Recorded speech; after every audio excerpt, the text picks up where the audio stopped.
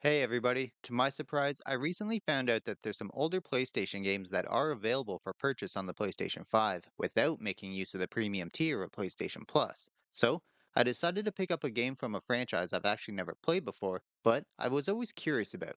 I decided to grab Sly Cooper and the Thievius Raccoonus, originally from the PlayStation 2.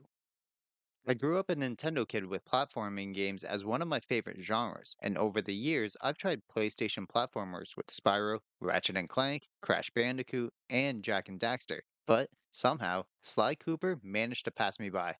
If you're like me and you missed out on the Sly Cooper franchise, then let's go over everything together and see where Sly Cooper and the Thievius Raccoonus should be in your backlog. As someone who obviously never played the PlayStation 2 version, I might be unaware of some of the slight changes or adjustments made to the game. However, this version is enhanced with upper rendering and includes a rewind feature, quick saves, and save states, as well as custom video filters. Upon loading into the game for the first time, I had a general idea how the game was going to look and play, but what I wasn't ready for, even if I should have been, was the camera controls.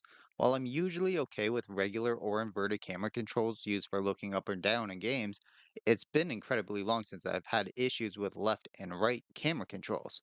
For whatever reason, I just couldn't get it in my head and constantly would move the camera the wrong direction with the right stick. So I decided to check the in game settings, and sadly, they only included the ability to change the up and down controls, leaving me stuck to just get used to it. Then, about 45 minutes and multiple levels later, I decided to create my first save state. And while doing that, under the new PlayStation 5 menu within the game, I noticed an entire button remap section within the settings, allowing me to switch the left and right of the right stick, and from there, the controls for the game completely clicked for me. Problem number one solved. When it comes to the actual gameplay, the game can feel relatively fast paced as you have the ability to freely run around and take out an enemy right away. However, with the stealth mechanics in the game, sometimes it'll make more sense for you to move slowly, hide in the shadows, and strike when the moment is right. To be completely honest, though, even during those moments, I still tried to do them as quickly as possible, even if it wasn't the smartest decision I could make in that moment. It's just how I'm accustomed to playing platforming games, and this game gives you the opportunity to play that way about 90% of the time. So, those 10% of times where you really are forced to slow down, be patient, and hide didn't bother me at all because I never felt like it slowed the game down too much. The majority of the levels in the game are relatively linear. They do feel like long hallways in terms of mostly just moving forward and reaching the end. However, the design of each individual level is great. They all have unique aspects to them, along with breakable clue bottles scattered throughout the levels. Searching for these bottles with the different platforming elements used throughout the levels helps prevent them from feeling stale. And while I was able to feel like they were hallway levels to an extent, it never really bothered me that much because there was enough freedom within each contained level to give me just enough sensation of exploration. If you manage to find all the breakable clue bottles within a level, you'll be able to open up a safe and retrieve a page from the Thievius Raccoonus and learn a new move. There's actually way more moves in the game than I expected, from slowing down time, having a dive attack, or using a dodge roll. However, even with the abundance of new moves, I found myself playing the vast majority of the game with just the base move set. I'm not sure I killed one enemy with a landmine hat throughout the entire game, but I do appreciate that if you want to use a wide move set, the options are there for you. I just honestly kept forgetting in the moment that I even had other moves. When it comes to taking damage, you'll start off by being killed by a singular hit. However, you can on occasion find lucky horseshoes which will allow you to take an extra hit, or more likely, collect 100 coins, which will also give you a lucky horseshoe. And if you manage to do this again while already holding a horseshoe, you'll gain a golden one and be able to take two hits. And if you continuously do this, you'll start to gain extra lives. I think it works and it encourages players to seek out breakable objects to collect more coins. However, I did find hitboxes and inputs to be a little wonky. More often than I would expect, I found myself just walking off an edge, being hit by an enemy who didn't look like he actually hit me, or just not hooking onto a grapple spot even though the following attempt it would work, and I would feel like I did absolutely nothing different. This would make me lose my charms or lives for reasons that I felt like weren't really my fault, which can be a little frustrating. I have no problems being hit or losing a life in a game. I know I'm never gonna be perfect in a game. But when you lose a life by just walking off a platform, when you feel like you 100% hit the jump button on time, can make the game start to feel a little frustrating. And to be completely honest, as I've gotten older and my free time to play games has become smaller and smaller, I don't want to have to restart a level when I feel like it wasn't my fault. This is where the newly implemented rewind feature comes in. I know some people will say, play it how it's intended, or I didn't have that when I was a kid, but personally, I don't see an issue with using it, and so I did. So I used it when I felt it was necessary. Obviously, not all the time, not after every hit, but when I felt it was appropriate. Problem number two, solved. The other aspect of the gameplay is the mini games.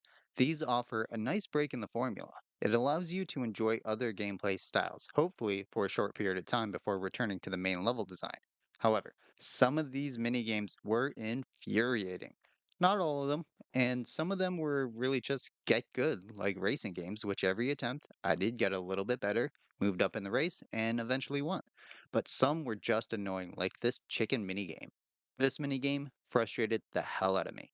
Originally, I thought the strategy was to avoid the exploding ones by getting to safety, and it took me a decent amount of tries to figure out the better strategy of bringing them close together and forcing them to collide with each other, while not wasting time standing still. After countless attempts and finally beating the minigame, I decided to create a save state, and it turns out trying to do that while a cutscene had just started meant the game was going to crash, thus returning me to my most recent save state, which was directly before the minigame.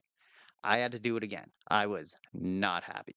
But the strategy in place and the personal knowledge of knowing I beat the challenge once before, I didn't care. I used the rewind feature during the minigame and powered through it because I was not wasting another big chunk of time on that. Crashes in the game weren't overly often, but I did have a second issue. Later in the game, and actually both times it happened, I was trying to make use of the new PlayStation 5 features, although the second time, the game completely froze instead of crashed. It had the exact same effect, needing to close the game and go back to my most recent save. But technically, it was two separate issues. At least, I did have a relatively close save state for that one. Problem 3, not solved, but lessened. Something that wasn't an issue was the visuals. I really enjoyed the visual style of the game. From the character designs to the color choices, everything worked really well. A lot of the levels were dark so that Sly could hide in the shadows, but from the blue sparkles to the red and oranges of fire, it really helped make certain things pop. It made grapple points or clue bottles more noticeable. It made things that the developers wanted you to notice easier to spot, which in turn made for a more enjoyable game, as I wasn't spending a ton of time lost trying to figure out where to go. And the visuals within the cutscenes were great. I really enjoyed watching them. They weren't overly long and they were animated quite well. I think they worked really well in between the major levels. As for the voice acting, I think it was decent. It definitely helped show off each character's different personalities. However, I was almost always more impressed by the visual aspect of the cutscenes versus the audio aspects, and that also includes the music. Not to say that the music was bad, because it wasn't. It actually has a pretty good feature, which is that it ramps up in intensity whenever you're in combat and returns back to the baseline music when the enemies nearby are killed.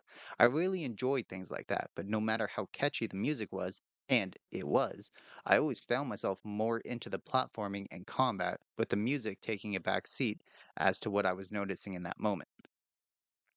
As for the story itself, I thought it was pretty good. Relatively simple, but it gave a good reason as to why you would need to go adventuring through these different locations. It explains Sly Cooper's stance, as well as the stance of the characters he's going up against, and it worked quite well with decent reasoning from all points of view. So, in that sense, I enjoyed it. The game also gives you a decent reason to go back and keep playing after you've beaten the story. You can clean up your runs and collect any missing clue bottles if you didn't get them all the first time through, and you can return for the Master Sprint trials for each level, which are basically speedrun trials which become unlocked after beating that specific level for the first time. Personally, I actually skipped them as I unlocked them and I just played through the story. And now I'm debating going back to them just to see what kind of times I can get. With a secondary reason is that PlayStation actually added trophy support for the game. This is nice, and while personally I'm not actually a trophy hunter, I do appreciate them taking the time to add trophies for an older game. Overall, I really enjoyed my time with the game, and I do feel like if you enjoy 3D platformers in any capacity, you'll enjoy it too. But where do I think Sly Cooper and the Thievius Raccoonus should be in your backlog? Well, I think it should be in the middle of your backlog. It's a good time. You absolutely will not regret playing it. However, I don't think it does a lot to make me suggest to you to rush out and play it. If you have a list of games like Elden Ring DLC, Paper Mario and the Thousand Year Door, Final Fantasy XIV DLC, and you've been looking forward to those, then go play those first and come back to Sly when there's a lull for you in games to play. It's not going anywhere. It can also be a good palate cleanser game for you in between new large open world releases or something like that, as it can be beaten relatively quickly. I've seen a lot of people say they beat it in about 6 or 7 hours. While I actually played it extremely casually, I would say it took me about 9 hours of actual playtime as I took my time and didn't feel like I rushed through it, even though I did use the rewind feature to save some time. And I know everyone's list is going to look a little different, but for me, I would say I enjoyed Sly Cooper more than my time with Jack or Crash, but not as much as Spyro or Ratchet and Clank. But I figured I'd put that out there for whatever it's worth. And there we have it, where I think Sly Cooper and the Thievius Raccoonus should be in your backlog. Be sure to let me know your thoughts on the game down below, or if you plan on giving it a try now that it's available on the PS4 and PS5. Don't forget to hit the thumbs up if you enjoyed the video, and be sure to subscribe for more video game related content. If you're curious where another older game should be in your backlog, then be sure to click right here.